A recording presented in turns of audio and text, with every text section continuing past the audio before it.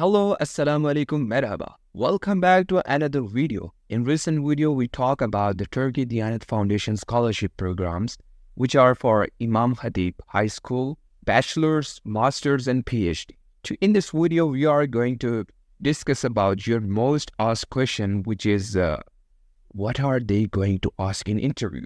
So we are going to talk about the interview things today, the guide, the tips, and the mistakes that most students do, and the requirements, the criteria, what are they going to ask in their interview.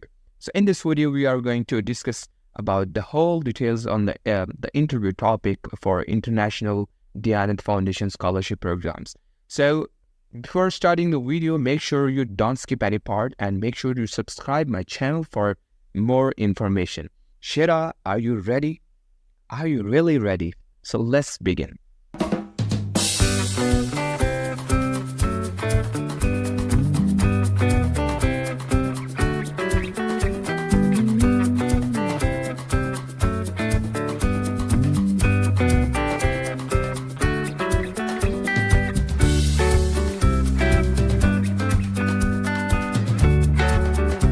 Okay, so firstly, let me tell you about the interview. The interview takes place in international Marif schools or maybe sometimes in embassy. The interview basically has the two parts, and first one is, the IQ test, which relies on 20 questions which take place before your interview with their representative.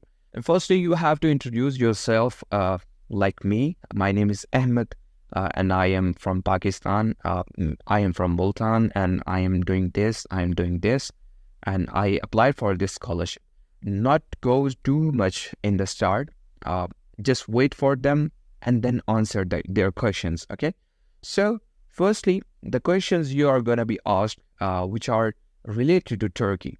This section has three parts, which is the general knowledge about Turkey, basic Turkish, the most important, which is their national anthem. So let me tell you about this. Why did I say you like the basic introduction, basic general knowledge about Turkey?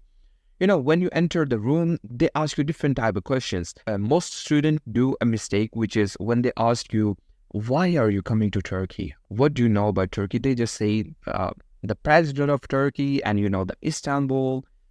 Just two things. You have to know more about that. Like, I am from Pakistan, and if someone asks me, introduce your country, I'm not going to say that our president is this and, my country's flag is this or that. So there are a lot of things to tell you, the projects, the economical things, the political things, or maybe our improvements in trade and, economics. So I'm going to talk about that. Let me say something, which is, let's suppose I am from Pakistan. Basically, I'm from Pakistan. And I'm going to another country. And the people of there, they are going to meet me. They don't know, if I know their language or not. And when I surprise them by their language, so it's really inspiring. You got the point? The most important part about this section is Turkish national anthem.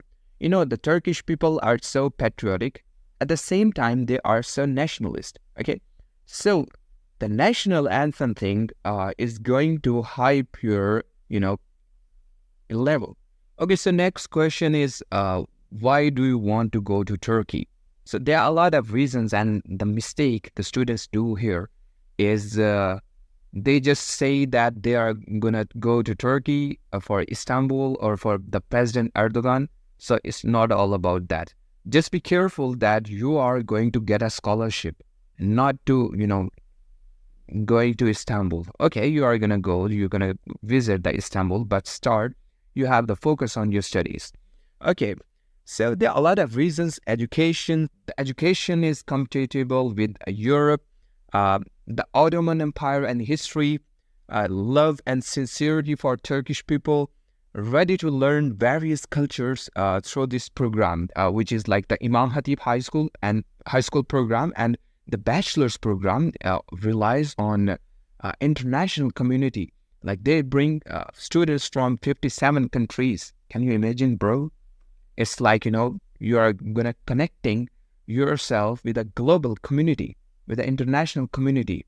That's a benefit. Let's talk about the general knowledge thing. The general knowledge thing is like they are going to ask you some Islamic questions, which are where did the Battle of Badr or Battle of Ahzab, where did they happen? And also they can talk about the Islamic scholars. They can talk about the books. Do you read books? So if you read the books, tell the names of the book you have read all this time. They can also ask about the pillar of Islam. You can describe them. There are 5 pillars of Islam. And the most important thing in this section is they can ask you the political things and the currently situations in this world. The matter in this world is Palestine, is Palestine.